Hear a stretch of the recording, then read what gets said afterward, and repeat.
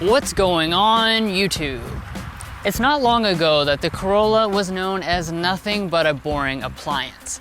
But products like the new Corolla sedan and this 2020 Corolla Hatchback are changing that perception rapidly. So with that all said, let's go ahead and see if style, fun, and Corolla can be used in the same sentence.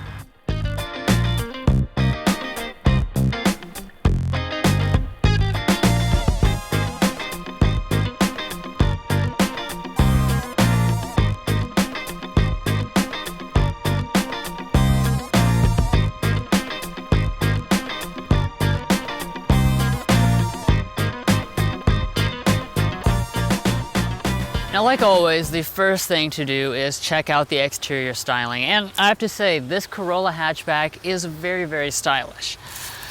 So up front here, you have a really wide and low grille. Definitely gives it a sporty stance. You do have this across both trim levels. However, the SE will have a black trim around this grille instead of the silver trim. Now, another surprisingly premium touch is going to be these LED headlights. These are actually standard across both the trim levels, and every single element is LED. So you have both LED low and high beams. You have 3 distinct LED daytime running lights, as well as an LED turn signal. And then down below on the XSE, that's where you'll get the LED fog lights. Now, nicely accenting this sporty design is going to be 18-inch contrast alloys here on this XSE, or 16-inch silver painted alloys on that lower level SE. Now, I will mention the new Nightshade edition that comes with these same wheels but fully blacked out. And moving on up here to the mirrors, they are always heated, and then blind spot monitoring will be standard on the XSE and optional on the SE. Now, of course, this is a hatchback, so it does have that typical hatchback design, and this is actually a Corolla brought over from Europe, and I think that it really has that European influence in this Corolla since it does have that wide stance, and I'm a really big fan of the design back here because it does have that sporty appearance just like the front. Now, as far as the actual feature set is concerned, you're once again going to find impressive features, especially for something in this class, since you do have fully LED taillights as well as the front. And then down below, we even have dual exhaust tips. Now, these are fake, but honestly, you really can't tell the difference. Now, one of the nice things about this Corolla hatch is that it does have Toyota Safety Sense 2.0 as standard across all of the models. That means we even have the most advanced Toyota systems, including an adaptive cruise control that works all the way to a stop, low light pedestrian detection, as well as a lane tracing assist system that keeps you centered in your lane. That's in addition to pre-collision braking, auto high beam headlights, and lane keeping assist. Well guys, that sums up the cool exterior design of this Corolla hatchback. So let's go ahead and hop inside and see what Toyota has put in there.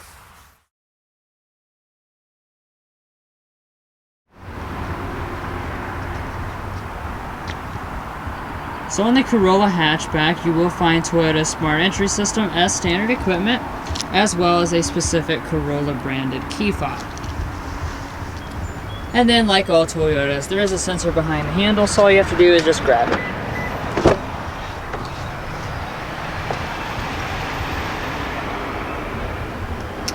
Now, taking a first peek inside this cabin, I have to say, it really makes a positive first impression just by how premium it looks. Now, as far as your different color and material options, on the SE you have a full cloth seat. However, here on the XSE you have a mostly leatherette, but you do have a cloth insert inside of the seat. And then as far as the different colors, you have the option of black or this really nice looking white color called Moonstone. Now, turning over here to your door trim, those same nice materials do reflect over here. So we have a really nice leatherette trim on the armrest with a white color contrast stitching. Then above it, we have a white soft touch plastic here with some more stitching detail. As far as your windows, all 4 of them are one-touch automatic. And then coming down here to your seat on your XSC, this is an 8-way power adjusting seat with 2-way lumbar support. And then, like I was already saying, this seat really is a lovely design. Not only the white leather, but also this cloth insert that adds a little bit of contrast. It kind of reminds me of something I've seen in a Volvo, just a really kind of chic design.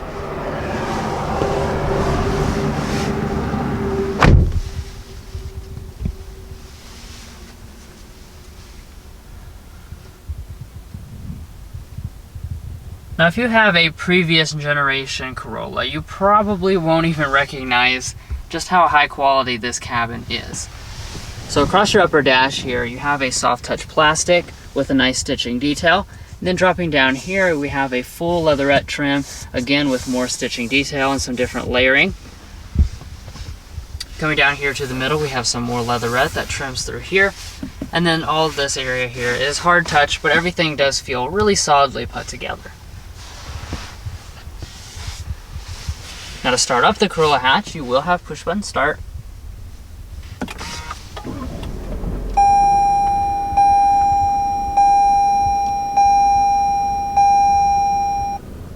So as you could probably tell by that boot up sequence, these are the premium gauges. They come on the XSE only. And the main portion is this 7-inch display right here in the middle. As you can see, you scroll through basically your multifunction stuff right in between the speedometer right there. And you would have a 4.2-inch display if you went for the SE instead. Then coming back to the steering wheel, of course you do have electric power assisted steering, and Toyota does nicely include this leather wrap steering wheel across every model, and it is manual tilt and telescoping. Alright, so let's go ahead and talk about interior storage, because as a hatchback it is expected to have some level of utility.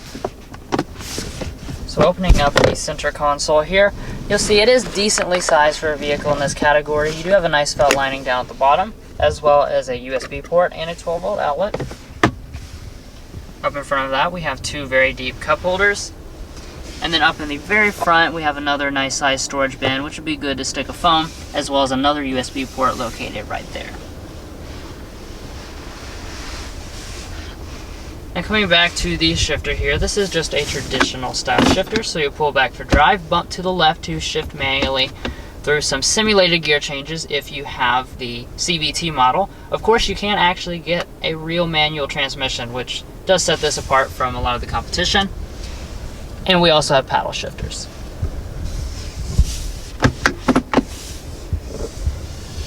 And then heading into reverse, you will find a standard backup camera, though it does not have active trajectory.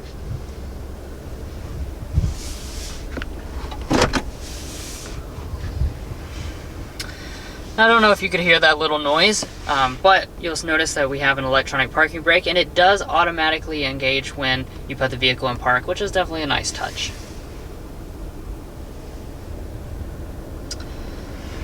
Now moving on up here, you'll notice these two little buttons here. These are for your heated seat controls. It is standard on the XSE only, and of course there is no ventilation, but that's not expected for this class of vehicle. And then moving on up to the climate controls. This is the dual zone automatic setup that comes on the XSE. On the SE, it's going to be a single zone automatic setup. But as you can see, very simple, just two knobs. Everything is physically rendered right here, so super simple, no need to go into the display or anything like that. Alright, so that brings us up here to our audio system. Now this is just the standard audio system. It's 6 speakers across all the trim levels as standard equipment, so we'll go ahead and take a sample of it.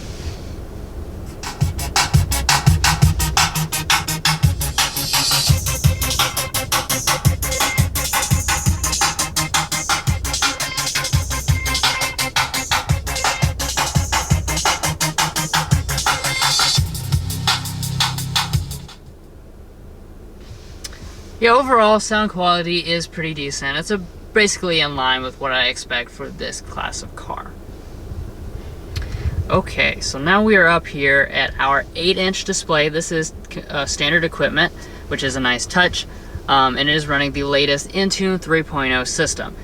Now, your only interior 2020 change is going to be the addition of Android Auto. So all you guys with Android phones, you will definitely appreciate that they have added that in addition to Apple CarPlay, which was already on board. Now this specific example does not have the integrated navigation system. However, you can add it if you choose the preferred equipment package. Now moving on up, we have a manually dimming mirror. And you will also notice that we are strangely lacking a moonroof. It is not available on any trim level of this hatchback. So if that's something that you want, then you may want to consider getting the sedan instead of the hatchback. But anyways, guys, that is going to be it for the front parts of this premium cabin. So now I'll go ahead and hand it off to Mason to check out all the utility added in the back.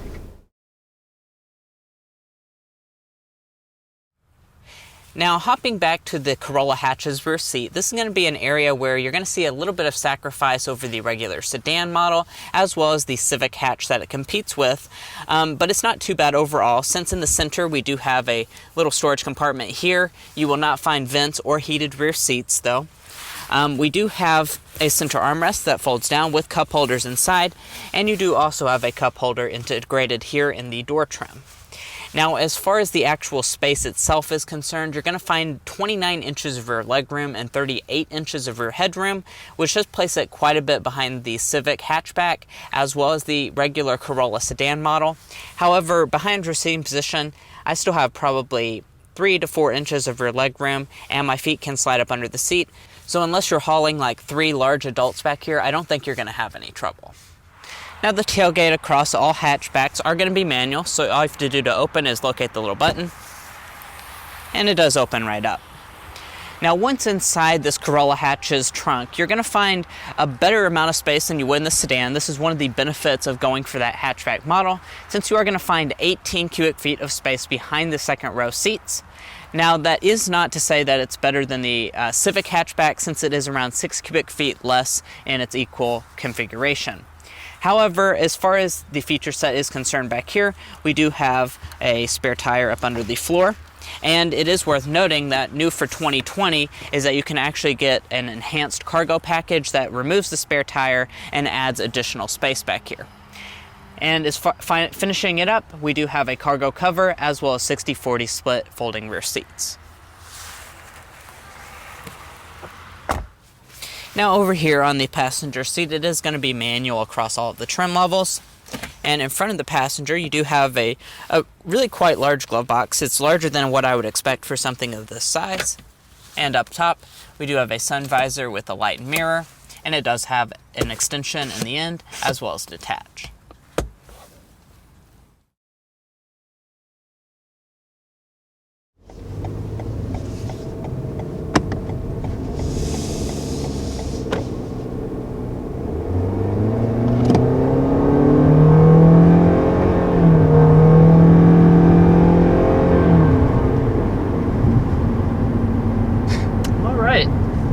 That's first taking off here in this Corolla hatchback. This is actually the first time that we have driven the hatchback model.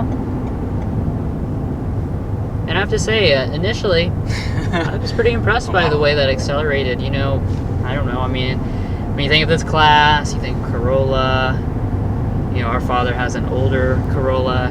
It's really slow. Yeah. So, I don't, maybe a difference in expectations, but it definitely, it felt pretty good. Now this hatchback here, it is worth pointing out, versus the sedan, it goes ahead and comes with the more powerful engine option. So it's the 2-liter dynamic force 4-cylinder with 168 horsepower. So that is over top of the, like I said, the regular sedan comes with a lower power figure as standard equipment. But yeah, not bad on the acceleration front. You know, that actually felt pretty quick to me. It has 151 pound-feet of torque. You know, I could kind of feel that, you know, in a small vehicle like this, that's a little bit higher than, you know, the average numbers for that class of vehicle. So honestly, for something as small as this, that was a pretty quick acceleration.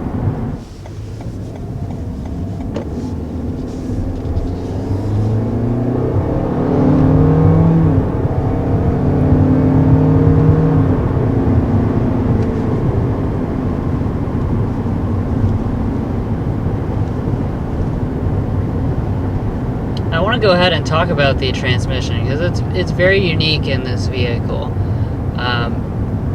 So what you're looking at is basically a combination of a real gear and a continuously variable transmission. So your first gear is actually a physical gear, then it hands off to a continuously variable transmission. And if you were paying attention during that acceleration, you'll notice that there's actually simulated gear changes. Yeah. There are 10 in this vehicle.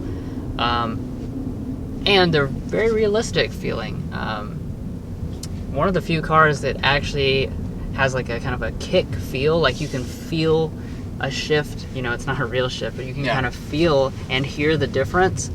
You know, I'm not sure that if I had no context of what this powertrain was, I don't think the average consumer is going to be able to tell that that wasn't a traditional automatic transmission, and that's certainly a good thing.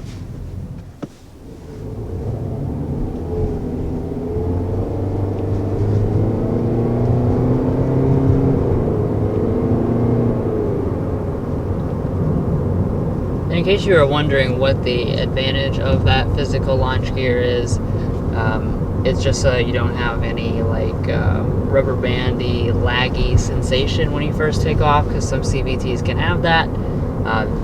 This just gives you that instantaneous response. You know, it feels really strong off the line, and then it hands off to the CVT once you're underway, so that you don't have such any types of weird sensations and stuff.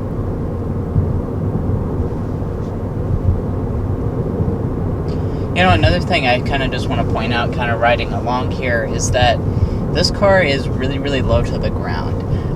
You know, and Drew will talk about the driving dynamics in just a second, but, you know, it really does feel super low to the ground and kind of sporty, which is a characteristic that, you know, you're not going to find in, you know, the sedan or anything like that, but you will find here in this hatchback, so it's an important distinction here. Right, a lot of people don't realize the sedan and this hatchback are not really that related to each other. I mean, they are kind of, but this is a European designed vehicle. It's designed for more of the European taste, which happens to be more on the sporty side of things, the lower side of things.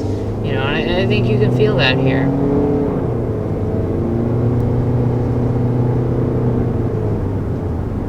Now, when you're at parking lot speeds, the steering is very light. However, once you start getting up to speed here, it definitely weights up nicely. You will immediately notice just how responsive it is. You can turn just a little bit, and you get an immediate and quick response. And then we're kind of heading into a little bit of a corner here, and you can kind of see how she handles it.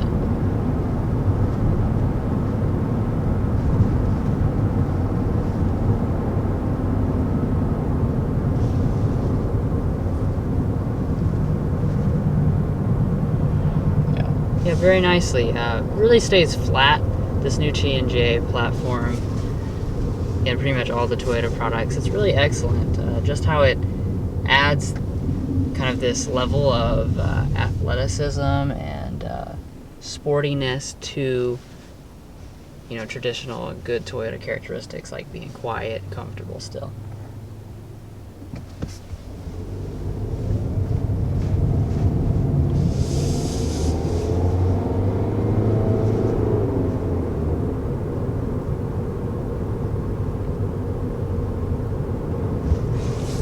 And speaking of the quietness inside the cabin, I will get out our sound level meter to get a reading, going around 50 miles an hour.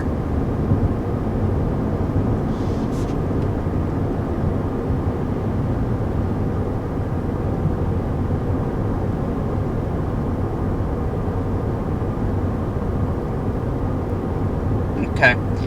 It looks like we're going to be sitting around 57 decibels. Which we haven't actually tested out too many vehicles in this class with the sound level meter to know a good reading for this class of vehicle. You know, but that's a pretty quiet overall appearance. And, you know, inside of here, you know, I can tell you that it is pretty quiet. You know, it's not the quietest vehicle I've ever been in, but it is pretty quiet.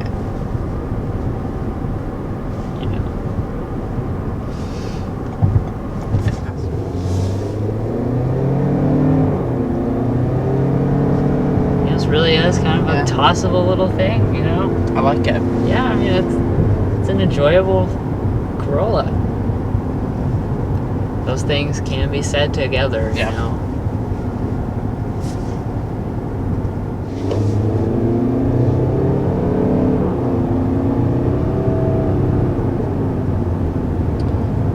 And the last thing that we do need to talk about here is going to be the fuel economy. And for the fuel economy, it lands pretty much average with, the rest of the class. So when you go for the CVT, you're going to be rated at 32 city, 42 highway, 36 combined, which that's excellent fuel economy. I'm very impressed by that figure. That said, I'm not really sure why. I'd like to know why. If there's a Toyota engineer watching, let me know. But the XSE is rated a full 3 mpg worse as compared to the SE model. So you're going to be at 30 city, 38 highway, 33 combined for this particular tester with the CVT. Not sure why that is, but I'm sure there's a reason. And then if there's manual transmission, that's going to be rated at 28 city, 37 highway, 31 combined. So that's less than even the XSE CVT. So keep that in mind as you're picking the transmission, that if you want the best fuel economy possible, go for the CVT as opposed to the manual.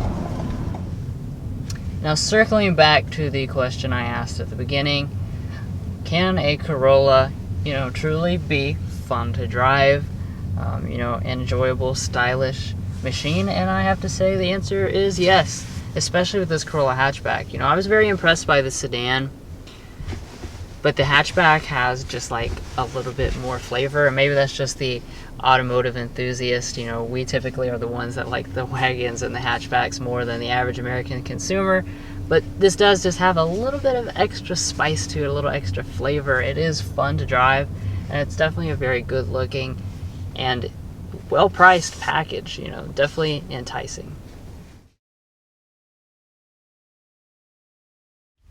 All right, now let's go ahead and talk about the pricing. So the below MSRPs are for the manual transmission models. So the SE starts at $20,290, and then you have this model, which is the XSE, for $23,240. Now it is worth noting that that's about a few $100s cheaper than it was last year on the 2019. And as far as how this one's equipped, we have that XSE with the CVT transmission, as well as floor liners for $249. And then when you add the destination charge of $955, we're going to be looking at $25,544.